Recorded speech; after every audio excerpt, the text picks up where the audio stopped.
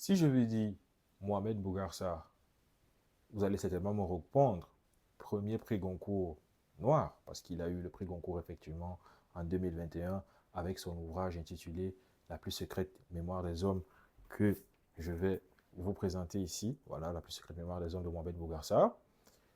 Et si je vous dis que c'est une affirmation qui n'est pas tout à fait vraie, que Mohamed Bougarsar n'est pas le premier prix Goncourt noir de l'histoire du prix Goncourt, comment est-ce que vous le prendriez? Vous allez certainement dire, je raconte n'importe quoi ou quelque chose du genre. Mais non, non, effectivement, Mohamed Bougarsar n'est pas le premier noir à recevoir le prix Goncourt. 100 ans avant lui, un autre noir, du coup, avait déjà reçu cette distinction pour un roman tout aussi mythique en réalité. Et c'est de ça dont je veux te parler dans cette vidéo. Le prix Goncourt est un prix littéraire français créé par testament par Edmond de Goncourt en 1892.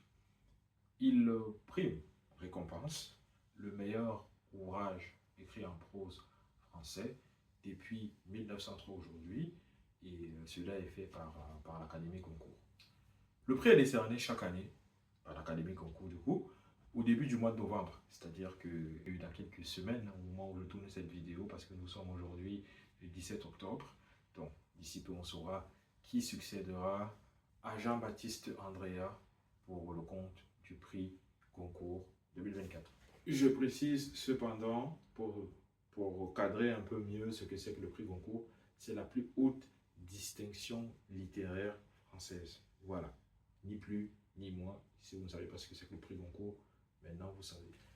Revenons-en aux faits. Quel est donc ce livre distingué par un prix Goncourt, écrit par un noir, dans une période où l'Afrique était encore sous domination française via la colonisation? Ça paraît bizarre, n'est-ce pas, qu'un noir ait écrit un pareil livre et qu'il soit autant distingué en France? Eh bien, il s'agit de Batouala. Batouala, c'est quoi? Batouala, c'est un roman qui raconte une histoire qui se déroule en Ubangui-Chari. Ubangui-Chari, qui était une colonie française de l'époque, qui s'appelle aujourd'hui République centrafricaine. Ubangui-Chari, vous avez Bangui dedans. Bangui, c'est la capitale de la Centrafrique. Si vous n'étiez pas au courant, maintenant vous le saviez. Donc, dans ce contexte, en Ubangui-Chari, l'histoire est centrée sur un personnage qui s'appelle Batouala. Donc, c'est un roman éponyme. Éponyme, ça veut dire que le roman porte le même nom que son personnage principal, son protagoniste. Donc, Batouala, c'est un chef de village dans une contrée en Ubangui-Chari et qui doit guider son peuple dans cet temps trouble que représente l'époque coloniale avec la domination, les travaux forcés et tout ce que ça comporte. Batouala, c'est un chef charismatique, respecté et aimé par son peuple. Il incarne à lui seul la sagesse et les traditions de la communauté dans laquelle il évolue, dans celui de son village. Et il est prêt à tout pour faire valoir sa culture, faire valoir ses traditions, faire valoir ses us et coutumes vis-à-vis de celle de l'oppresseur en face qui a complètement écrasé tout ce qu'il y avait de local, tout ce qu'il y avait d'ancestral, tout ce qu'il y avait de traditionnel dans la société dans laquelle Batouala évolue, dans son village. Et d'ailleurs, beaucoup de ces sujets, beaucoup de personnes du village ont été séduits tout simplement par la culture occidentale que les Français ont ramené dans ce village. Et Batouala est fermement opposé à cela et milite profondément pour un retour aux sources, pour un rappel, en fait, un appel de conscience de son peuple pour pouvoir tout simplement se réapproprier ce qu'ils ont perdu par la colonisation. Batouala se moque en réalité de la culture des envahisseurs. Il essaie de faire comprendre à ses frères, aux villageois du village qu'en fait, les oppresseurs en face sont des humains comme eux, qu'ils se font aussi la guerre, qu'ils font des caprices, qu'ils ont des habitudes similaires aux leurs tout simplement. Mais pendant que Batouala milite pour un retour aux sources, son père, lui, s'est résigné.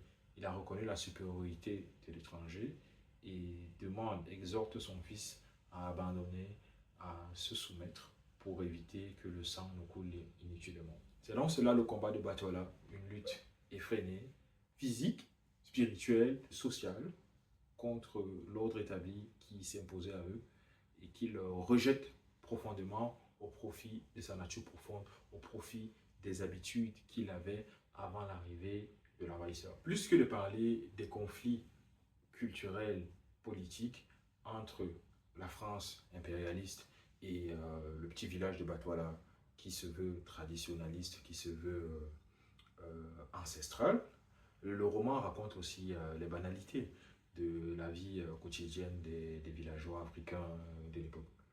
Et dans ce quotidien, dans ces banalités, on parle aussi de l'amour. Oui, ça peut paraître choquant, ça peut paraître inimaginable pour beaucoup qui n'ont pas consommé beaucoup de littérature africaine, qu'on parle d'amour dans un livre ancestral. Mais oui, les Africains, comme toutes les civilisations, comme tous les êtres humains du monde entier, connaissaient l'amour, naturellement. Et Batouala en parle un peu, c'est anecdotique parce que c'est particulier de voir ça, parce qu'on n'a pas l'habitude de lire cela. On n'a même pas l'habitude tout simplement d'avoir des livres qui parlent du quotidien des personnes africaines durant ces années-là. Et donc ça parle de l'amour, ça parle d'un triangle amoureux en plus, quelque chose d'encore plus tendancieux, entre Batouala, le chef, Yassi Ginja, sa femme préférée parce que, vous savez, à l'époque, enfin, il est toujours le cas, c'est toujours le cas en Afrique, il y a des contrées dans lesquelles la polygamie est en vigueur, autorisée, estampillée, validée, tout ce que tu veux. Donc il y a des contrats en Afrique comme ça, et donc on a le droit d'avoir plusieurs femmes. Et c'est comme ça. Si on regarde avec le prisme occidental, on va se dire non, c'est scandaleux, etc. Mais non, la culture des autres, elle est comme elle est, il faut la respecter, il faut l'accepter. Du moment que les choses se passent dans des conditions qui respectent l'être humain, normalement, il n'y a pas de problème. Il n'y a pas de problème. Donc, on parlait de Batouala, du triangle amoureux. Entre Batouala, il y a Siginja, sa femme préférée, et Bissibingi. Bissibingi, c'est qui? C'est un jeune du village reconnu pour sa vigueur, pour sa force, pour ses talents de chasseur, pour ses attributs physiques, tout simplement. Vous imaginez donc pourquoi la femme du vieux chef Batouala s'intéresse à ce monsieur. Donc, ça crée des quiproquos, ça crée des scènes amusantes, ça crée des histoires, une belle histoire tout simplement à raconter, à découvrir, à voir évoluer au fur et à mesure. Donc voilà, Batouala, ça ne parle pas que de politique, ça parle également de choses amusantes. Ça parle vraiment de la vie des Africains à cette époque-là. C'est une partie de l'histoire qui n'est pas souvent très racontée. Et imaginez-vous que dans les années 20, qu'un Africain raconte cela, c'était totalement inédit en fait. Et c'est ça qui fait tout le sel, tout le charme de ce livre qui est Batouala. Ça permet vraiment de s'imaginer ce que vivaient nos ancêtres africains à cette époque-là, leur manière de penser, leur mindset, leurs us et coutumes. C'est vraiment important d'avoir quelqu'un qui puisse nous raconter cela à travers un livre comme ça. On a beaucoup parlé de l'œuvre, mais pas assez de l'auteur. Qui est donc l'auteur de Batouala? L'auteur de Batouala, c'est René Maran. C'est un Français né en Martinique, mais qui a fait ses études au Gabon, à l'époque coloniale bien entendu, qui plus tard, après ses études, a été affecté en Obangué-Chari, justement, en Centrafrique aujourd'hui. Il a été promu fonctionnaire des affaires indigènes en Obangué-Chari. Et c'est à partir de là qu'il a commencé à écrire sur les réalités des villages qu'il a trouvés là-bas. Vous l'imaginez bien, c'est à partir de là que la conception de Batouala a commencé. Donc, Batouala a été très acclamé, très apprécié à sa sortie en 1921 et a été accueilli, comme je l'ai dit précédemment, par un prix Goncourt malgré le fait qu'il critiquait le colonialisme français. Ce livre a eu un impact vraiment significatif, décisif même, et peut être considéré comme le point de départ du mouvement littéraire que vous connaissez, qu'on appelle la négritude, qui a été incarné par des personnages comme Aimé Césaire, Léopold Sédar Senghor et bien d'autres. René Maran était quelqu'un de très apprécié et de très respecté du fait de son œuvre par ses pairs. Je vais vous lire ici quelques citations, quelques phrases que des personnes ont écrites à son endroit, quelques de ses contemporains. Donc en 1921, Léon Daudet écrit « L'attribution du prix Goncourt, le seul prix littéraire qui compte vraiment aujourd'hui, à un écrivain de race noire, M. René Maran, auteur de Batouala, confirme ce que j'ai eu l'occasion de répéter ici, en maintes reprises, quant à la prétendue infériorité de la race noire.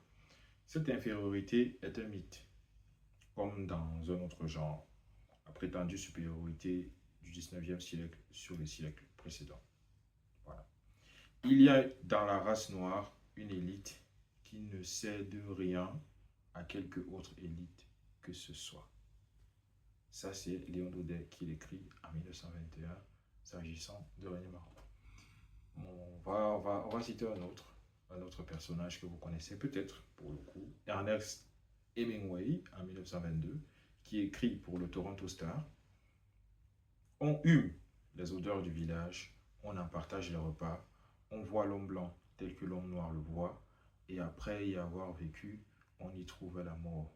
Voilà tout pour cette histoire, mais quand on l'a lu, on a vu Batouala, et cela signifie que c'est un grand roman.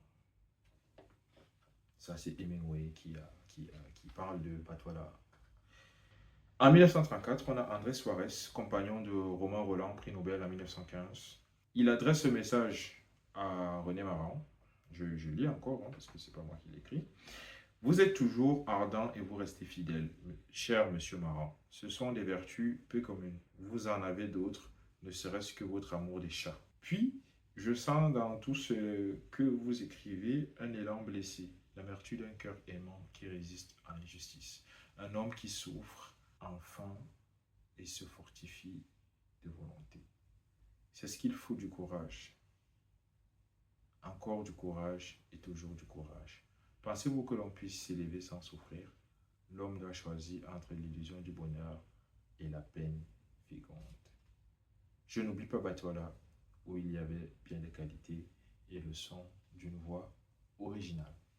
Donc vous pouvez voir à quel point René Maran était admiré par ses pairs et quel genre de personnes qui l'ont adoubé par rapport à son œuvre conséquente. Mais malheureusement, aujourd'hui, René Maran est très peu connu par la jeunesse africaine d'ailleurs, tout simplement. Et c'est un peu dommage. Donc c'est pour ça que j'ai fait cette vidéo, pour en quelque sorte lui rendre hommage. Et aussi pour, voilà, tout simplement vous informer que le prix concours sera décerné d'ici quelques semaines, c'est plus un mois, c'est un jour même, je dirais, en début novembre, et vous saurez qui a succédé, qui succédera à René Maran, à Bougar Sarr. Est-ce que ce sera un Africain? On ne sait pas, on verra. J'en profite également pour vous rappeler que je suis également auteur, pas encore prix Goncourt pour le coup, d'un livre, d'un roman intitulé Le Berger Alpha, que vous pouvez voir là. Je vous mettrai le lien en description pour pouvoir vous le procurer sur Amazon, dans n'importe quel pays dans lequel vous vous trouvez qui est couvert par Amazon. Vous pouvez l'avoir. Il existe en format physique comme ça, en version numérique aussi, e-book. Et donc voilà, c'est un très beau roman. Malheureusement, il est sorti il y a 2 ans, donc plus éligible au concours de cette année. Mais voilà, j'en écrirai peut-être un prochain pour 2025, peut-être. Voilà, c'était tout pour cette vidéo. Merci d'avoir suivi. Abonnez-vous, mettez des commentaires, dites ce que vous avez pensé. Likez, partagez, tout ça, c'est important pour le référencement sur YouTube. Et moi, ça me fait du bien, ça récompense mon travail. Enfin, voilà, je prends beaucoup de plaisir à faire cette vidéo et j'espère, mon souhait est qu'elle soit diffusée au maximum et que ça puisse vous informer. Diffuser en fait la culture mondiale en fait dans l'espace internet.